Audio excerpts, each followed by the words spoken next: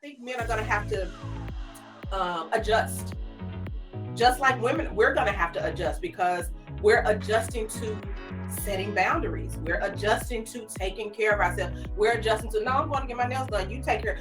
I'm not going to ask you to babysit your child anymore. When I see these podcasters, what I see are infantile adult men who are scared, they're insecure, and they want to showboat. And it's almost like the loudest person gets the most applause. Because we have not, as a collective, really learned how to critically think and ask deep diving,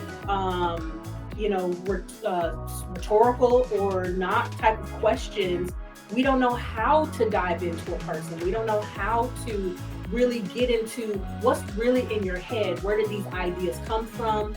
How have you maintained them? Because just because you have an idea, but how are you keeping it going? Dr. Strickland, Dr. Jones-Hines, and Dr. Wall, thanks for coming onto the show. The three of you are the therapists at Balance Beacon, and you're the hosts of the RePsychled Podcast, a weekly mental health show for ambitious people of color searching for the path to a better self. And today we're here to talk about a range of topics, including reality TV, the male podcasting universe, and the impact of COVID on our collective mental health.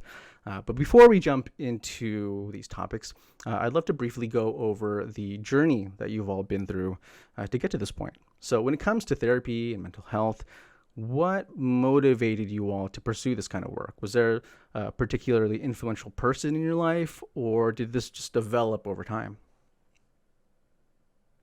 I will definitely say for me, originally what got me into psychology specifically was when I was an undergrad. I had a professor that was super passionate about psychology, and she was probably one of the best professors I've ever had, because I was a pre-med major. So I said, you know what, let me go ahead and just see what this is about. So I took another class, and then that led to taking another class, taking another class. So it was not my original plan for myself, but it definitely led me here. And I'm so glad it did, because had not, I would not have met these two awesome ladies here. But sprinkled in there later on, when it came to like my dissertation and working on that kind of stuff, I would say more of my personal side came in, because I wanted to know more about my own adult attachment and why some of my relationships at the time were going the way that they were going. So I did my dissertation on adult attachment. So that was really where I felt more personal passion about the field and wanted to do more individualized work versus kind of where I was heading before that. Okay. So for me, this was not my plan. Went to undergrad thinking I was going to go to law school afterwards. However, one of my suite mates was majoring in psychology, and I was like, oh, okay, well, because I didn't want to major in any of the law type of or governmental type of majors or anything like that. I didn't want to do that. So I was trying to figure out what I wanted to major in. So my suite mate was a psychology major. I was like, okay, well, I'll try it. I'm not going to stick to it anyway. I'm just going so I can go get some so I can go to law school. So I had a plan. I was going to graduate. I was going to pay my way with my bachelor's degree through law school, and I was going to be, go on through. No, my senior year, one of my favorite professors, was like, well, you can't do anything with psychology with the bachelor's degree in psychology. I said, no. Why did you just not tell me this? Oh, yeah, they don't tell you that when you're in school. Exactly. They don't tell you that. So I had no choice. I had to go and get my master's degree because I couldn't do anything with the degree that I had. So it wasn't until I started working on my first master's that I was like, I think I kind of like this. So I like the complexity of the brain and how the brain has something to do with all of the how we feel, what we think, how we respond. I like that just integration of it. And when I started actually counseling in a group home, I felt like I had a great connection with people and empathy for people that I didn't realize I had, which I don't know why I didn't realize that, because all of my life I've had friends, family, come to me, talking to me about stuff. And I'm too young to hear some of this stuff. And I was like, what? I don't know what to tell you. And so that when I put those two things together, I was like, maybe there's something here. So I always tell people God guided me to this field, because I would not have chosen this field. I did not think I was going to stay in this field. Even after I got my first master's, I was still contemplating going to get my law degree. But somehow, like I said, God just kind of steered me into this direction, and I kept going. And as Dr. Strickland said, I'm glad, because I love this field. I love what we do. And I would not have met these beautiful, beautiful ladies, magnificent ladies, if I had not come down this road. Well, I'm on the opposite end of the spectrum, because probably at like 8, 9, 10, I remember writing on this piece of paper all these things that I wanted to be. My mom even got it laminated. I still have this piece of paper somewhere. I don't know where it is, but I have a box of mementos. So one of the things on there was to be a therapist, to be a doctor, to be a published poet. Like, I had all these things on there. And so I knew that's what I wanted to do, but it wasn't until I was 16 where my mom started to share her story of things that had happened to her growing up. And I later found out that she is a survivor of, sexual assault and rape. And so that's what guided me into the field of sex therapy. But I always wanted to be a therapist since I was a little kid. And so continue on that note about your unique backgrounds. I have a follow-up question, because despite all three of you working together, you, again, have a particular zone that you consider your specialty. Reshaunda, you're all about personal development and leveling up. Lafonya, you're passionate about positivity and being true to yourself. And Nichelle, you are the resident expert on all things sensual and intimate. And that's my dog. So what is it? So what is it? I agree. Special guest. So what is it about these particular subjects that drew you in? Are these focuses something that you've always been interested in, or is this something that sort of developed as the work began? I would say for me, it's something that has transcended over time. It definitely was not an area that I started with.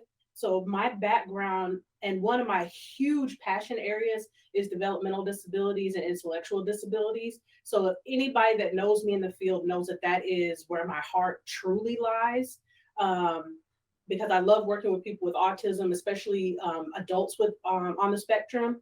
So that's really where a lot of this started from. And then also personal growth. So as I've gotten older and wanted to learn more things about myself, and some of the things that I've heard from clients and how they've wanted to change and make improvements for themselves, it got me to thinking about, okay, this may be, there's something to this. There's a self-help area for a reason. So how can we make self-help more effective? How can we make self-help more relatable versus sounding so much like these big platitudes, and it's just like, it's not really applicable specifically to me, especially people of color. Sometimes some of the things that we read and see online are just not based off the lifestyle that we live. So as I got deeper into understanding developmental issues and how that part creates our attachments and how our attachments are, solidified and or fluid in certain areas, it definitely got me more interested in how we can do that on a bigger scale and make it more relatable to the quote unquote average Joe. Well, for me, the population or the specialty that I really have surprisingly a niche for is addicts and family members of addicts. So with both of those areas, they have to learn how to be true to themselves, because if they don't, of course, the addict will continue to be an addict, because they're not understanding what's actually going on with them internally. So externally, they're acting out and not knowing or realizing that it's actually something going on internally. So when I'm working with them, I try to, honestly, I don't focus on the addiction unless I have to. I usually focus on them because they have to learn that. And even with the family members, I have a curriculum that I wrote for family members. In the first chapter talks about the psychology of addiction and, things like that. But after that, I don't talk about the addiction anymore, because that's not important. It's actually what's going on with you that's continuing to allow you to enable them, continuing to allow you to not have any boundaries with them, things like that. And even here recently, so it's 3 areas that I've been passionate about. Those are the first 2. And then the third one, I had a lot of African American women on my caseload that are now afraid to be who they are at work because of, and they've been afraid to be who they are at work because of everything that's going on, the pandemics, the COVIDs, the racism, discrimination, all of those things that's going on. And so I work with all of them on being true to themselves. And one of the things that I've found that I'm passionate about is Black women being okay with being them, regardless of the energy that you have, because Black women have a lot of energy. We use our heads a lot, and people tend to interpret that as we're angry. No, we're not angry, we're passionate. And so I've found that I have enjoyed working with women, just allowing themselves to show up as they are. And if people don't like it, then so what? Why do you have to change who you are to fit the narrative of who people say we are? Mm-hmm. So that's how that came about. Because I'm Black too, so I like to, be me. Yeah. Well, I already kind of segued into mine, but originally when I was going to college, I thought for some crazy reason that I wanted to be a child psychologist, which I don't know why. I think they always push us toward that, I think. No, I really wanted to be it. Nobody had told me. I was just like, yes, this is what I want to do. And I was like, you don't even get to work with kids for real. So no. But I remembered, those conversations that I had with my mom. And I grew up in a very sex positive home, very body positive home. And so it led me to think, how did my mom get to that perspective? Because, growing up in the world that we grew up in, her family, the family above her, whatever, is from Tennessee. It's not going to be a whole bunch of talking about nothing. They're military family. And so a lot of what my mom endured, she never spoke to anybody about, except for me. I was the first person that she had those types of conversations with. And so in my head, I was like, I don't ever want another person to have to go through this without someone to lean on, because it's such a difficult life to live, to keep that part of yourself away from everybody else. It's like you're trying to protect them without protecting yourself properly. So I felt that me as a Black woman going into those areas, it would help other people of color, other women, other marginalized individuals be able to have someone that can relate to them, but also help them in this very specific area. Yeah. It makes me think, just piggybacking off both of them, just one of my original reasons, like I was saying in your previous question about why I joined the field, I am also a military brat and wrote my dissertation on adult attachment of military children, or what's called third culture kids. So this could also be missionary children, children of executives, where you have to move around a lot and you don't have a home base to really pull from. So that makes me think about that as well, where what we've gone through is a reflection of who we are, and how we deal with that is going to become, have a reflection of who we're going to become. And knowing women like this being in the field is given me an opportunity to be able to use my experiences, what I've learned through those experiences, and guide, teach, support, and assist all of our clients with being able to find out who they want to be and understand who they've been.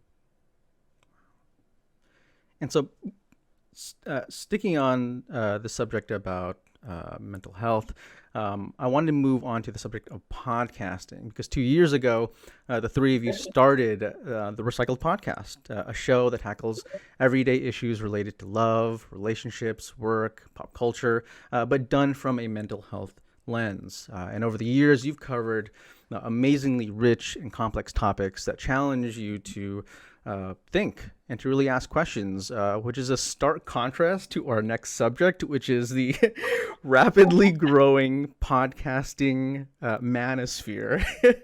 And so, a couple of months ago on my office hours live stream, I actually talked about this growth of the manosphere and the explosion of male podcasters using their platform to push highly misogynistic content or really sexist dating advice.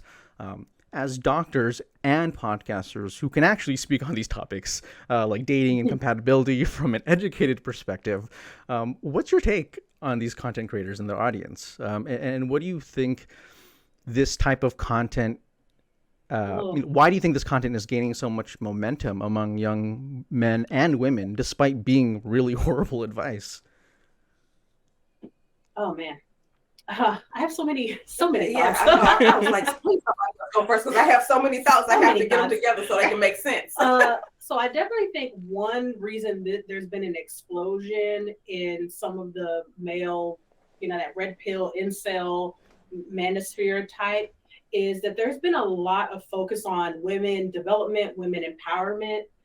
So that has shied away some of the light on developing men and pushing them to the forefront. So when you've always kind of been in the limelight, you've been in the front, you've been the controller, you've been able to steer the narrative, and you feel that control being taken away from you, you have to find some way to reassert yourself. And what usually happens for people is when you start to go hard, or you feel something is, taken away, you go overboard with trying to re-justify, and reposition yourself back into that power, versus adjusting and going with the flow so that you can understand and maneuver and learn within that new system. You try to create a homeostasis. And on the podcast, we say Psych 101. So this will be a Psych 101 moment on the podcast where we talk about homeostasis, which just means the simplified version is keep it the same.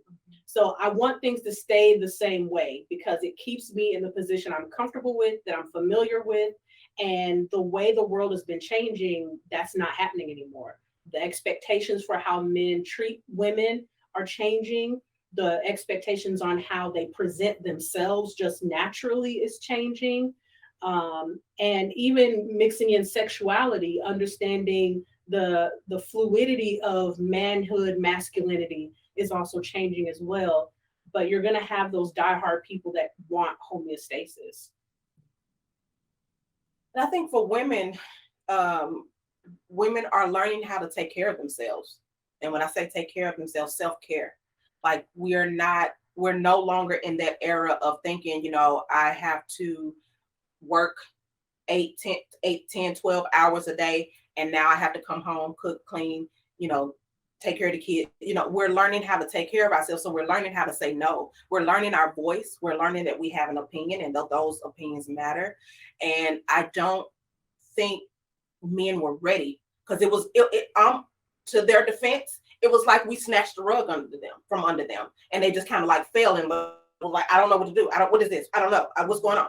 And so I think men are going to have to learn to pay attention to what's going on so that they can move with, not against, because we're not against them. We're not against men. Women are not against men. We're just tired of how it used to be. Like we're second to nothing.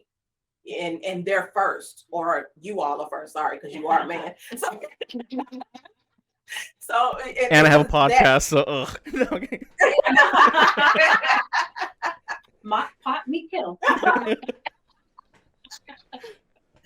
Yeah, so I think men are gonna have to adjust. Just like women, we're gonna have to adjust, because we're adjusting to setting boundaries. We're adjusting to taking care of ourselves. We're adjusting to, no, I'm going to get my nails done. You take care. I'm not going to ask you to babysit your child anymore. I'm going to get my nails done. Bye. Because that's one of the things that I hear a lot of women say. I have to ask their dad. I have to ask my husband to babysit. Is he the father? Yeah. Well, why is he babysitting? That's his child. So we're getting out of that mindset, and it's a lot of men who agree with this misogynist type of idea, because a lot of men agree with that. That's the stance that they have. And the women that follow along with that, they have yet to realize that things are changing, and that maybe things need to change for them, or maybe they're okay with it, but other women just, no, we're not doing that no more. Yeah. I think the biggest thing about this influx of male podcasters is that it is very easy to get on a platform and speak the thoughts that are in your head, and there are no checks and balances, because it kind of goes to it's almost like the bystander effect, which became extremely popular in, the 60s and 70s. And I recently spoke about this on my TikTok. You're seeing all this stuff going on around you, but you're not doing anything about it, because number one, you don't want to accept responsibility for how this may turn out. You also don't have a great grasp or understanding of what actually is going on or how you can change it. When I see these podcasters, what I see are infantile adult men who are scared, they're insecure, and they want to showboat. And it's almost like the loudest person gets the most applause. Instead of it being like, let me take a moment to be introspective and figure out what I'm actually saying. Now, if you want to be a misogynistic jerk, be that. Run with it. But also realize that what you put out there does have consequences, and everybody is not going to like you. Just like I know everybody doesn't like us. We've already got some of our first little hate comments and stuff like that. And I say, go with God. Have the day you deserve. Yeah, that's her thing to respond to that. Yeah, not me. So they can get the polite cut. But I really think, it's also disheartening to see that, because I'm just like, who hurt you? And why don't you want to heal? Heal, bro. Like, get over it. And it's sick, it's toxic, it's a lot of narcissism in it when we're watching these things. Sure. And it's just like, and especially when I'm looking at the people of color, the men, I'm like, y'all are chasing a bag that y'all will never be able to get, because y'all are not white men, and they are not ever going to let you into those spaces. And they don't realize that. And it's also, people like drama. So they will, if they hear this toxicity, and it's like, oh, let me hear what he said today. Oh, yeah. And even if they don't agree with it, people will still listen and get mad. You just gonna let your spirit just be unhealthy and mad. Yeah.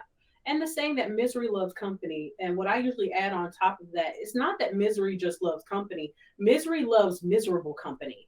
So if I'm miserable, I don't want to be around you and you're happy and you're healthy and you're thriving. I don't want that. If I'm miserable, then I want to be with you and we, in the slop together. I want to be rolling around in it so we can complain about it. So there's a community that gets built there because we're all in this boat together, so that it just kind of swells out of control because, you remember that happened to me with my girl, or that, what, it's still happening.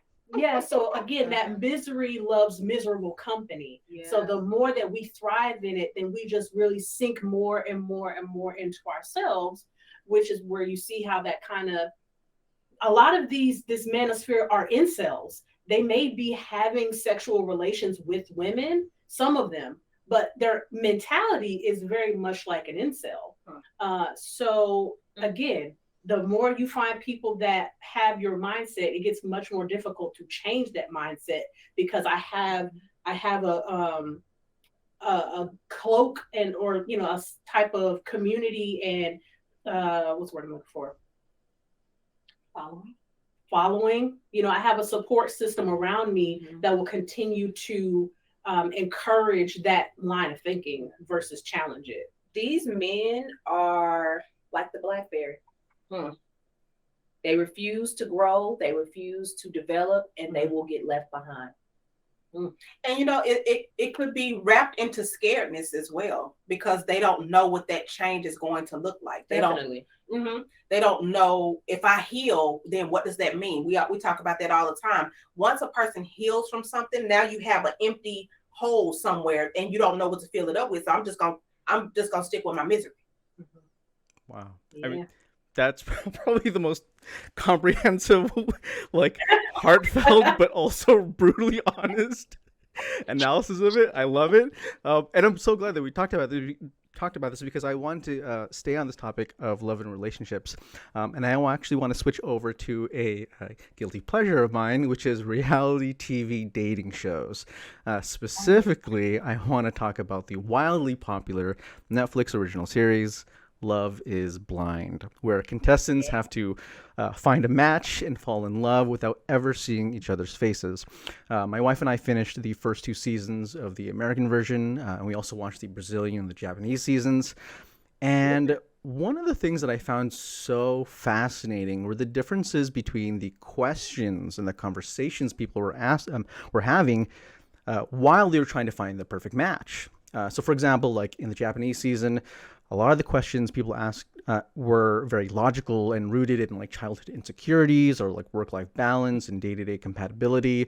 In Brazil, the questions were really emotional and about opinions. And in contrast, the American version was heavily focused on status, on appearance, on reputation.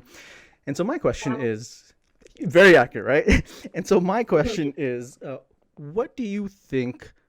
One, since I know that you've watched it, what do you think went wrong with the contestants on Love is Blind, and how should we go about determining if somebody is a suitable life partner? Like, is there a way about going about these topics and conversations to try to get to know somebody if you don't have a physical connection? Because I mean, some people, obviously most people listening to this won't be on the show, but they might experience like dating online, which it can be very similar. True. Yeah. So which couple? Pick your favorite. Different things that they should have done different in the first place. I can't remember all of their names, so you may have to help us with remembering all of their names. But it was so the woman and the man, the one she left. Oh, and he went. Was it Shane and Natalie? Was it the Asian lady? No, not Shane and Natalie. She left from after they met. Shayna and Kyle, yeah. Even why? Why did they? She knew that they had differences in beliefs. So why would you even trying to make that work? Especially if you know that your family is heavily rooted in spirituality or religion, which I don't know, because okay, so it might be religion, but either way, they're heavily rooted in religion. So those were, if you were interested in him, your question should have been around that. Like, okay, so you said that you're an atheist. Now, is there a reason why? Like, had something happened?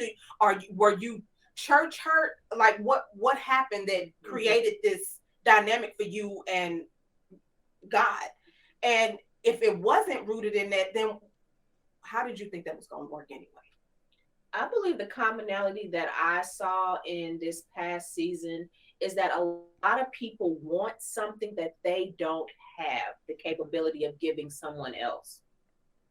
So I want all of these things, but I'm not prepared. I have not been trained. I have no understanding of how to do any of this. It's like showing up to a Fortune 500 job. You don't have a resume. You look like you just stepped out of a greasy bathtub or something, and you're not prepared for any of that. Yeah. So I think some of those couples that didn't make it, had they been more real with themselves from the get-go and actually gave it their all.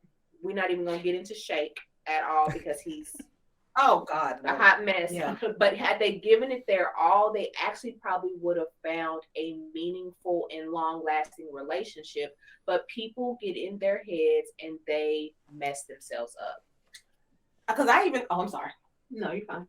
I have not seen the show, so I'm going to try to come a little further kind of eagle eye with it. But just hearing what they said, one of the problems I think that happens when people try to mate is American society specifically is not good at teaching critical thinking and learning how to question. You know, we are very much follow the leader, go with the flow, and don't question people. Be polite, don't be rude. You know, as much as we like to put ourselves off as this, you know, macho, you know, kind of country, we're very standoffish when it comes to certain types of things. We're very much about appearances and looking good on the outside, even though, you know, pay no attention to the man behind the curtain, you know, that kind of idea. So I think what happens when people start trying to date another person, because we have not, as a collective, really learned how to critically think and ask deep diving, you know, rhetorical or not type of questions. We don't know how to dive into a person. We don't know how to really get into what's really in your head. Where did these ideas come from? How have you maintained them? Because just because you have an idea, but how are you keeping it going? We don't really know how to use those type of words. And on the podcast, I talk a lot about us not having emotional language. So we don't know how to ask emotional questions. So I can ask you a very blatant, blank type of question, but I don't know how to ask you one that's steeped in emotionality and getting to where you like that deep dive, you know, stuff from childhood and how, like you said, how did you become an atheist? Was it something that you saw, you heard? Was it something you felt? Experienced, you know, what was it that became the catalyst for the change? And just because it was the catalyst, again, how did you maintain that change? Because just because you recognize something, there has to still be some driving force behind it. And people don't typically know how to answer emotionally either. Yeah. They don't know that a lot of people aren't emotionally intelligent.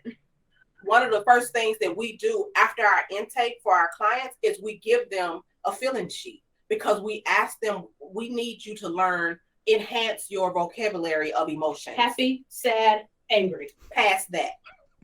We need more emotion. So my clients I have a clipboard with emotions on, with the feeling sheet on it. My clients, when they sit down, they grab it because they know the first thing I'm going to ask them is, how are you feeling? How have you been feeling? And they know they can't tell me good, fine, and okay. That's a filler word. We're not using those. So just to add to what these ladies just said, even the couples that got married, I don't think they should have gotten married, because I can't remember the two that first said yes. Not the black couple. It was Danielle and Nick. Yeah. That baby needs some work. Yes, she needs to go to therapy. Like, because first they're going to be divorced because and I hate to speak that over somebody's marriage, Lord, please forgive me. But still, she's expecting for him to make her secure. She wants to be saved. Yes, and he can't do it. She has to do that. He had a lot of emotional language. I appreciated the way he went about things, but this is going to be, from what we're seeing, a very one-sided relationship until she matures. And that's gonna get old. That's why I threw out the divorce word, because that's gonna get old, because she's not giving him what she is requiring from him, like Dr. Wall just said not too long ago. And so if it's one-sided, it's unless she gets some help, go to therapy, something, and it starts to match, or at least come up some, because he was given all of that emotional security. She wasn't giving him anything except for, now she was dialoguing, she was having a conversation with him about it, but she wasn't doing anything about the conversation. It's the jumping to conclusions for me. Exactly. And yes. And then with the other couple that made it, Jared and Ayanna. I don't know if I would have chose him, because they didn't even have a conversation about why I was second pick. Like, you didn't choose me first. You chose somebody else on the show. Now, of course, I know we're all somebody's second pick, because you, especially if you're dating now, I mean, somebody done dated somebody, yeah. But we was just on the show. You chose somebody else first. That's gonna be an insecurity in her, because I don't know if you really love me, or did you just accept? Yeah, did you settle because the first woman that you wanted said no? And I think another thing that adds on top of that, just kind of, we pick up a lot of our information from TV, movies, things like that. And a lot of people get stuck on that Jerry Maguire kind of idea of another, you complete me, you know, or you had me at hello, you know, we get caught up in that, you know, that used to be fairy cute. tale, yeah. You know, and so we learn a lot of stuff from observation and what we see our parents do, what we see in movies, what we see on TV, and then we just kind of collapse that together and formulate this idea of what a partner should be. And that's the issue. What they should be. They should know themselves. And we come to relationships as two half people, thinking that if I get with this other person, I will be whole, not realizing two whole people make, not two half people. So if I have all of these insecurities that I haven't dealt with, if I have all of these self-esteem issues, unhealed traumas, if I'm questioning my sexuality, I mean, there's so many layers that if I go into that and I bring that ball or that basket to you and I say, hey, I need you to sift through it, it relieves me of responsibility for my own life. And it gives me somebody to blame when it doesn't go well. So now we have codependency.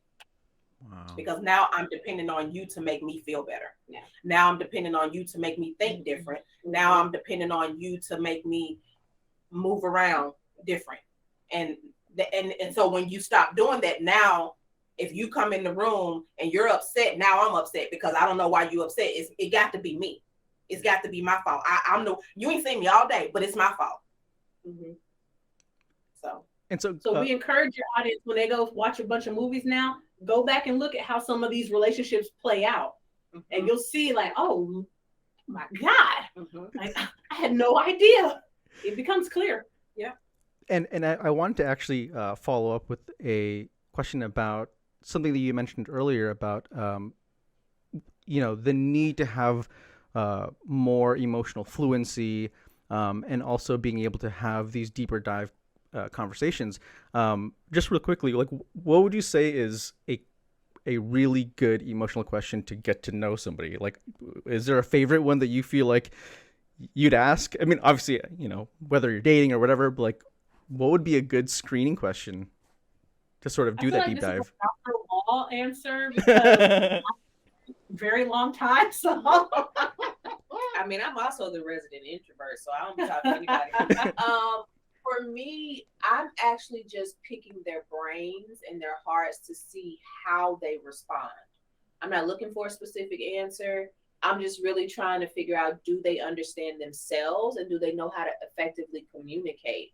So if I'm asking you how your day was and you tell me fine, or you give me a list of things you did, then that tells me that your emotional development and your introspection is not very deep. And that doesn't mean that I write you off, but it means that, okay, we're going to be unequal. It's not going to be an equity type of situation if I continue on this path. And do I have the capacity to work with you in that? Because I may not always have the capacity to do that. Now, if you do, that's fine.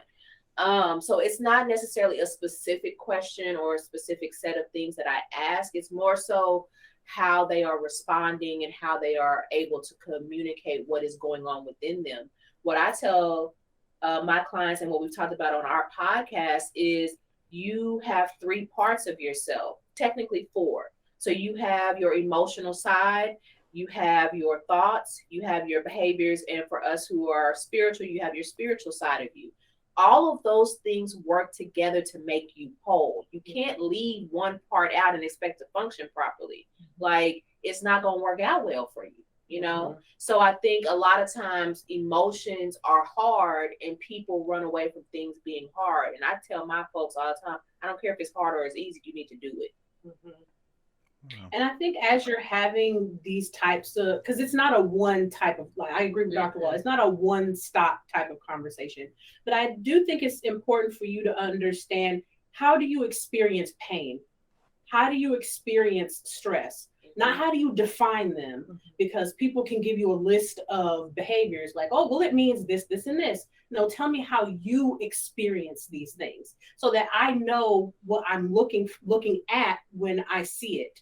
If you're being snappy and short with me, then because I've asked you, how do you experience this? I can better take my time in my response, and I can adjust my behavior so that I don't personalize and make it like Dr. Jones-Hines was saying earlier, I don't make it about me. I can keep it about you. So I think it's really important to ask people about how they experience something. Which can be difficult for people to answer because it's not a typical type of question that we ask. But I do think it helps us really think about, how do I walk around in this world? How do I display? Because there's my effect on, like you were just saying, there's the effect on me, there's the effect on others, and there's my effect on the world around me. So, you know, if I really think about all 3 of those perspectives, then it can help enlighten the people in your life. And then I like for things to happen organically. I think people date wrong. That's just my opinion. It's not, you know, any statistics behind it, but I think people date wrong because we tend to date one person and think like we're committed. And that's the only person I'm dating. So I've been telling my clients lately who are on the dating apps, don't go on this thinking that you're meeting your husband. Don't go on this date like this is my husband. We're going to be together forever. No. Go on, accept multiple dates. Why not? You're dating, you're getting to know each other. And so when you date and get to know people, the conversation happens organically. I'm not rushing you. I'm not trying to make you tell me everything all in one night. No, we're having a conversation, and whatever comes out, now mind you, I'm paying attention to what comes out, how it comes out, but it's just going to happen organically. That way I don't have to feel like I'm asking you a resume full of questions like you're on an interview, or feel like I'm on an interview. Mm-hmm. So if it just happens in just conversation, then I don't have to worry about you lying to me either. And that's another thing that I think we all do this. We talk with our clients about paying attention to your experience. Yes. You know, versus saying, I want a person that's loyal and funny and understanding and supportive. If these are characteristics that you are looking for, like, you know, I want someone that's honest. Okay, so what is your experience of honesty with this person? So when they said that they were going to go to just for example, they said they were going to be back at 5, but it's now 6. So now how are you experiencing that situation? Are you taking it as that this person lied to me and they, you know, now I have to deal with that? Are you experiencing it as, well, they may have been inconvenienced? They did call me and let me know. Like, how are you experiencing other people's behavior and how are you interpreting what's going on with them? Brutal honesty. How are you taking that? Is it, you know, like, oh my gosh, I'm internalizing it and I'm believing what this person is saying? Am I taking it as constructive criticism? So what is your experience of what's going on around you as well, and paying attention to that? And then I would say a lot of our women, they typically get into this mindset. Well, what if he doesn't like me? What if what if you don't like him? We need you to pay attention to that. Like, Mhm. don't go on this date with the expectation of, or the thoughts of, what if he doesn't like you? Have to pay attention to what you are feeling about this person. And that way, if you don't feel comfortable with this person, if you're not vibing with this person, if you don't feel like either the chemistry is vibing or connecting, or the conversation is connecting, then you have to figure out what you're going to do with that. That doesn't necessarily mean you have to walk away from it, because sometimes first dates are awkward and we just uncomfortable. So you may give it another chance. But if you're not one of those people who's going to give it a second chance, then check yourself too. Why not? Mm-hmm. So yeah. Now, for my last question of the day, I actually want to zoom out, way out, and actually talk about mental health and COVID. Because, again, 2 years ago when you started the RePsychled Podcast was around the same time that the pandemic came in. And so one of the prominent issues with the pandemic has been the impact of COVID on our mental health. We're in year 2 of this pandemic, and so far it doesn't seem like it's going to slow down, especially in Texas. So for my final question, I'd love to hear your predictions on the long-term mental health effects of the pandemic. Like, do we continue to spiral down and break, or do you envision a light at the tunnel where we can turn this terrible situation around and make something productive out of it? Well, I think one of the things that we've all talked about lately is, if this doesn't turn around, it's going to be a generation of people, or multiple generations of people, with anxiety, not knowing how to socialize, and depression, because they're now people who are not, I guess, meant to work at home are forced to work at home because their job doesn't allow them to come to the office, or whatever the case may be. And so we're going to have a multiple generations that's full of anxiety and depression, and not knowing how to socialize. So that's just the surface kind of stuff, but we can go into. Yeah. No, I agree with that. What I foresee is we're going to continue to decline when it comes to mental health. We're already seeing a huge influx of people accessing mental health supports and not being able to find a clinician because everybody's full. So I do foresee, for adults, because I think I see 2 different issues. I see an issue with adults, and then I see an issue with children. And teens would be collapsed inside with children. So for adults, I definitely can see us declining much more rapidly because we had a life before COVID. We had an understanding of living in the world before COVID. And now that we don't have the same types of access to let's speak outside of Texas, don't have the same type of access to that type of life anymore. The way I move in the world has to change. So I have to find, quote unquote, a new normal. So we're social creatures on an evolutionary standpoint. We are not meant to be isolated like that. We just do not operate. I mean, we are primates. So we are community-based at the base level. So I definitely foresee a sharper decline for adults. For children, I see a sharper incline as they get older. So right now they don't know anything other than, kind of what's been going on, especially the younger they are. They don't really know like anything outside of COVID times.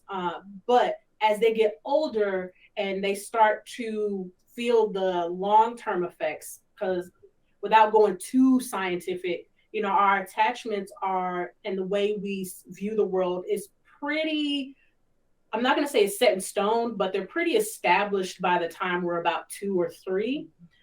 So children born during the pandemic, with face masks and not being around other children, not learning some of those unwritten social rules, which is why I think there's a difference between children and adults. We've learned all the social rules, the unwritten and, value systems, and they have a whole different system that they're operating under. So I think as they get older, we'll see much more anxiety with them and a difficulty with understanding social rules, social norms, and values and things like that.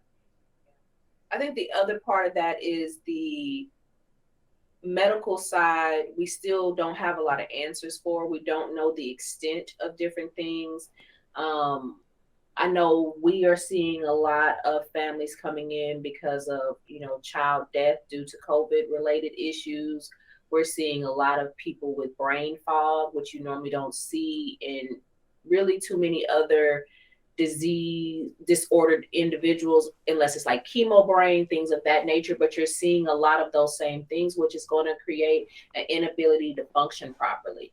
And if you can't function properly mentally, you're not going to be able to function properly emotionally, physically. It's a trickle down effect. So this is a long game.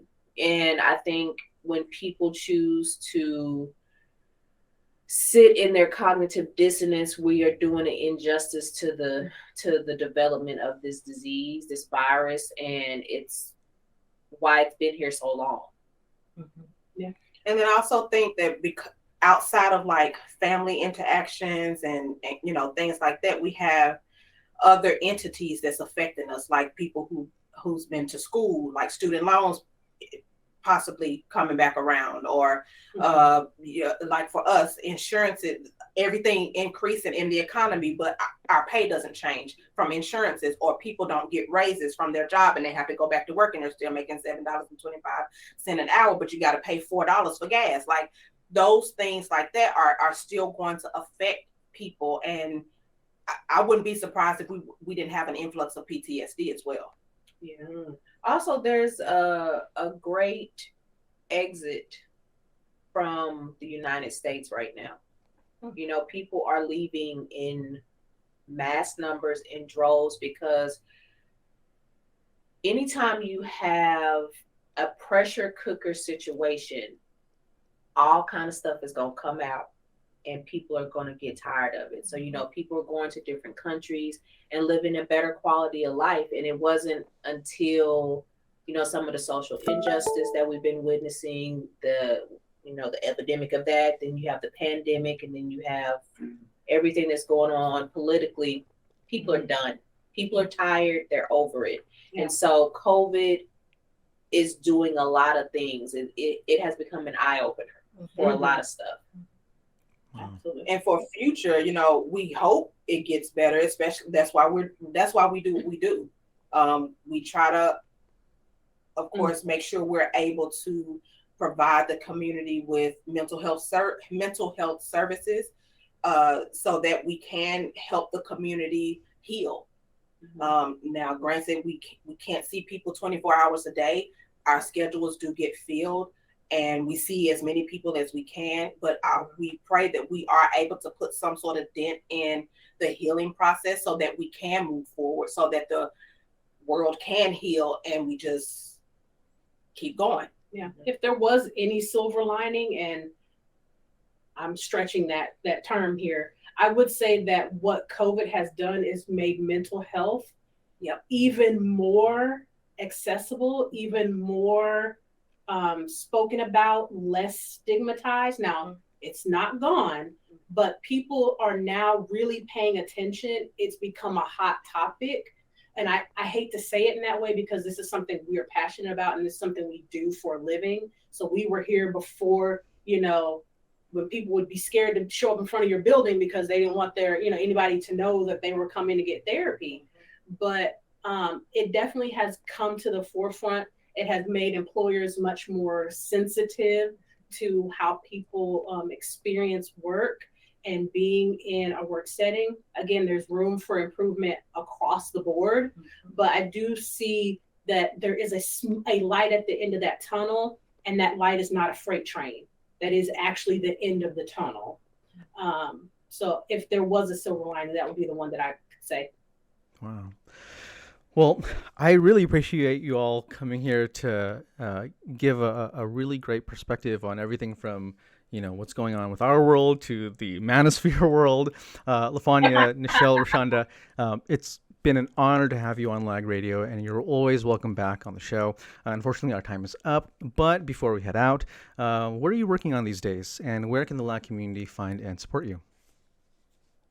Yes, so we are working on, right now our podcast is audio only, and we do a live every month that has a fifth Wednesday, but we are working on towards doing more video based so people can see us and really get to know us on a much more personal level. Because sometimes when you can't put a face with the voice, there's a slight disconnection there. So we're working on definitely getting to more video and more specialized content so that we can deliver much better streamlined stuff to everybody. We're available to be seen on all platforms. So wherever you stream your podcast, YouTube, Instagram, Facebook, Apple Podcasts, Spotify, Google Podcasts.